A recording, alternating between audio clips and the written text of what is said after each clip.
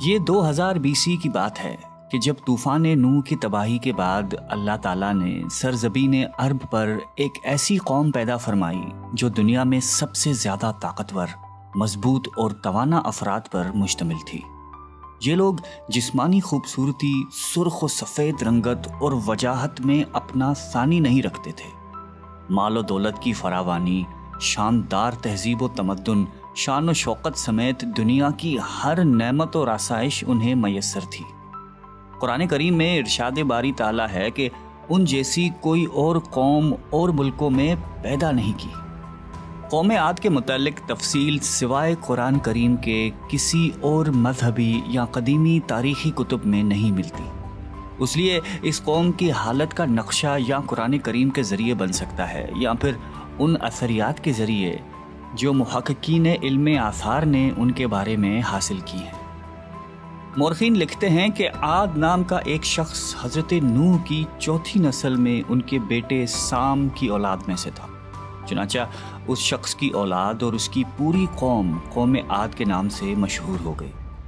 وہ اعرابی تھے جو بہت لمبے اور مضبوط ستونوں پر قائم کردہ عالی شان محلات میں رہا کرتے تھے۔ قرآن کریم نے انہیں ارم ذات العماد یعنی ستونوں والے کے نام سے یاد کیا ہے۔ ارم ان کا بہت خوبصورت شہر تھا جس کے آثار 1984 میں خلائی شٹر چیلنجر کی مدد سے دریافت کیے گئے ہیں۔ یہ علاقہ آج کل عمان کا حصہ ہے۔ بحریہ عرب اور بحر احمر کے درمیان عمان، حضرموت، بحرین اور مغربی یمن تک ایک وسیع صحرا ہے جسے صحرائے الحقاف کہتے ہیں۔ یہ دنیا کے عظیم صحراؤں میں سے ایک ہے جس کا رقبہ ایک محتاط اندازے کے مطابق 65 لاکھ مربع میٹر ہے۔ اس صحرا میں سفید اور باریک ریت کے ہزاروں فٹ اونچے پہاڑ نما ٹیلے ہیں جہاں کوئی بھی چیز پھینکی جائے تو منٹوں میں غائب ہو جاتی ہے۔ کسی زمانے میں یہ دنیا کا سرسبز و شاداب علاقہ تھا اور وہاں یہ قوم عاد آباد تھی۔ آج یہ بھیانک صحرا اللہ تعالیٰ کی کھلی نشانیوں میں سے ایک اور اہل زمین کے لیے جائے عبرت ہے۔ قرآن کریم میں ارشاد باری تعالیٰ ہے کہ وہ ارم جو ستونوں والے تھے جن کی مانند کوئی قوم ملکوں میں پیدا نہیں کی گئی۔ بعض مفسرین نے لکھا ہے کہ ارم عاد کے دادا کا نام تھا جیسا کہ ان کے شجرہ نسب میں بیان کیا گیا تھا۔ ڈاکٹر اسرار احمد تحریر فرماتے ہیں کہ عام مورخین کا خیال ہے کہ ارم قوم عاد کے شاہی خاندان کا لقب تھا۔ حالیہ دور میں ایک شہر کے جو زیر زمین آثار دریافت ہوئے ہیں ان سے پتہ چلتا ہے کہ اس شہر کے فصیل پر 30 ستون یا مینار بنائے گئے تھے۔ کہا جاتا ہے کہ یہ شہر شداد نے خصوصی اہتمام کے ساتھ بسایا تھا جو اس قوم کا بہت بڑا بادشاہ تھا۔ قد و قامت اور جسمانی قوت کے لحاظ سے دنیا میں اس کا کوئی ثانی پیدا نہیں ہوا۔ اس طرح اس قوم نے جس معیار اور جس انداز کی تعمیراتیں کی، ایسی تعمیرات اس سے پہلے دنیا میں کبھی کسی قوم نے نہیں کی۔ شاید اسی لیے یہ جگہ شداد کی جنت ارضی کے نام سے تاریخ میں مشہور ہے، تاکہ لوگ آخرت کی جنت کے بدلے اس نقد جنت کو اختیار کر لیں۔ مگر جب یہ عالی شان محلات تیار ہو گئے اور شداد نے اپنے روسائے مملکت کے ساتھ اس میں جانے کا ارادہ کیا تو ان پر اللہ تعالیٰ کا عذاب نازل ہوا اور وہ سب ہلاک ہو گئے اور وہ محلات بھی مسمار ہو گئے۔ اس اعتبار سے اس آیت میں قوم عاد پر آئی ایک خاص عذاب کا ذکر ہوا ہے جو شداد بن عاد اور اس کی بنائی ہوئی جنت پر نازل ہوا۔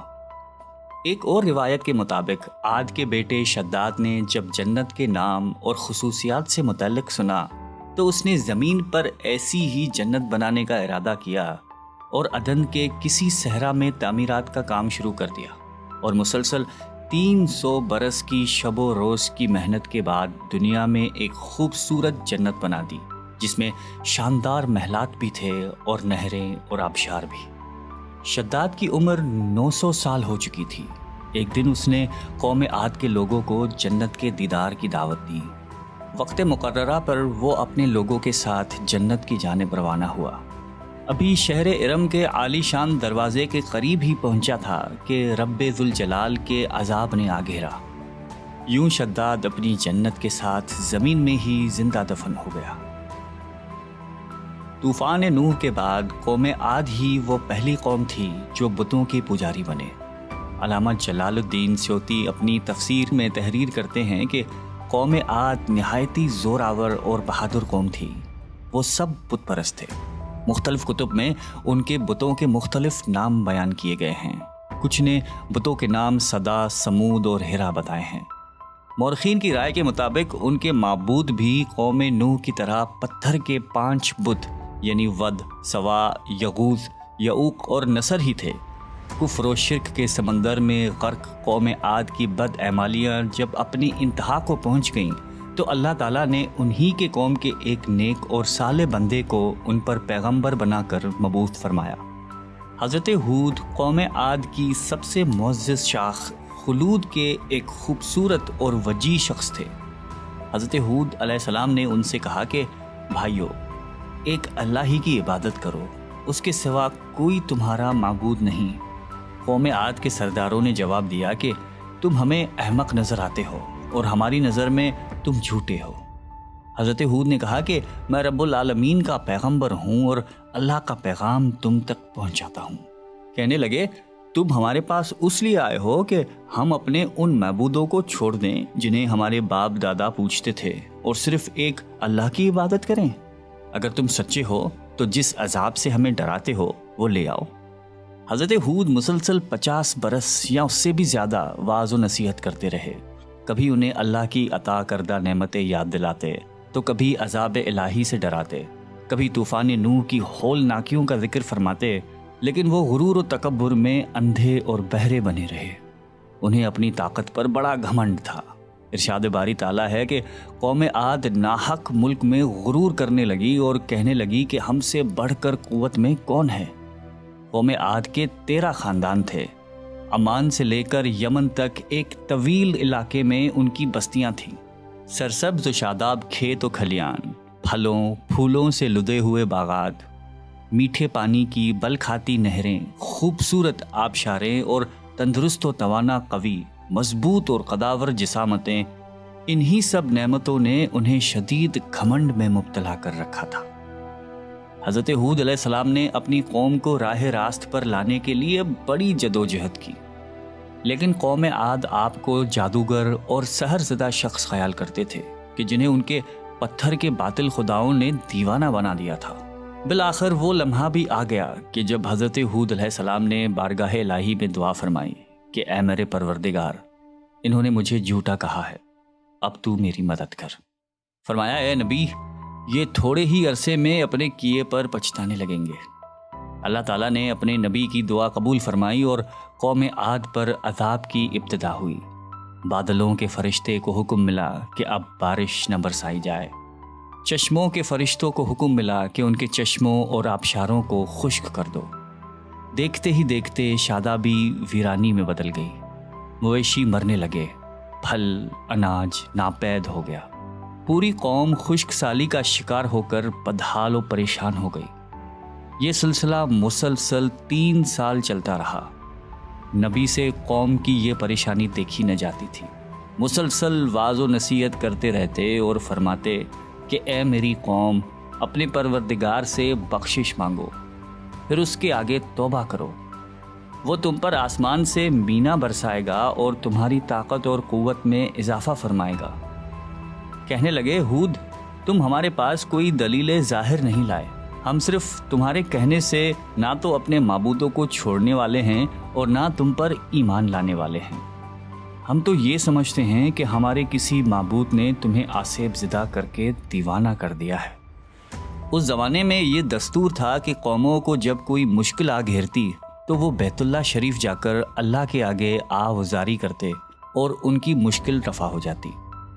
یعنی کافر قومیں بھی اس حقیقت کو تسلیم کرتی تھیں کہ اس ارض و سما کے مالک ایک لافانی قوت موجود ہے۔ چنانچہ قوم عاد کے 70 سرکردہ افراد مکہ مکرمہ پہنچے، جہاں معاویہ بن بکر کی حکومت تھی۔ معاویہ کی ماں کا تعلق قوم عاد سے تھا۔ معاویہ نے ان کی خوب آؤبھگت کی۔ وہ لوگ 1 ماہ تک وہاں رہے اور بارش کے لیے دعائیں مانگتے رہے۔ دعا کروانے والے سردار کا نام قیل بن عنبر تھا۔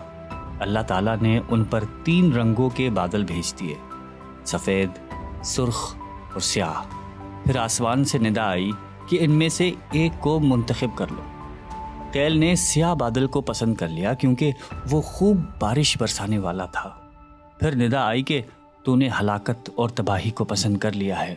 چنانچہ اللہ تعالیٰ نے سیاہ بادلوں کو قوم عاد کی جانب ہانک دیا، جسے دیکھ کر پوری قوم خوشی کے شادیانے بجانے لگے۔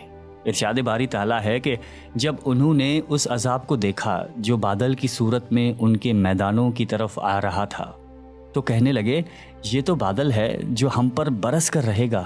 تو اللہ تعالیٰ نے فرمایا نہیں، بلکہ یہ وہ چیز ہے جس کے لیے تم جلدی کرتے تھے، یعنی آندھی جس میں درد دینے والا عذاب بھرا ہوا ہے۔ یہ ہر چیز کو اپنے پروردگار کے حکم سے تباہ کیے دیتی ہے۔ گناہگار لوگوں کو ہم اسی طرح سزا دیا کرتے ہیں۔ اللہ تعالیٰ نے یہ عذاب 7 رات اور 8 دنوں تک مسلسل جاری رکھا۔ اس آندھی نے کسی جاندار کو زندہ نہیں چھوڑا۔ غاروں، پہاڑوں، گھروں، محلات اور قلعوں کے اندر سب کو فنا کر ڈالا۔ حضرت ابن عمر رضی اللہ تعالیٰ عنہ سے مروی ہے کہ آپ علیہ السلام نے فرمایا کہ وہ آندھی جس کے ذریعے قوم عاد ہلاک ہو گئی تھی، اللہ تعالیٰ نے ان کے اوپر صرف انگوٹھی جتنی جگہ کی مثل ہوا کھولی تھی۔ اللہ تعالیٰ نے اس خوفناک آندھی سے حضرت ہود علیہ السلام اور ان کے ساتھیوں کو محفوظ رکھا۔ ایک مرتبہ حضرت عائشہ صدیقہ رضی اللہ تعالیٰ عنہا نے آپ علیہ السلام سے دریافت کیا کہ یا رسول اللہ، لوگ تو بادل دیکھ کر خوش ہوتے ہیں کہ اب بارش ہوگی، لیکن آپ کے چہرے مبارک پر تشویش کے آثار نظر آتے ہیں۔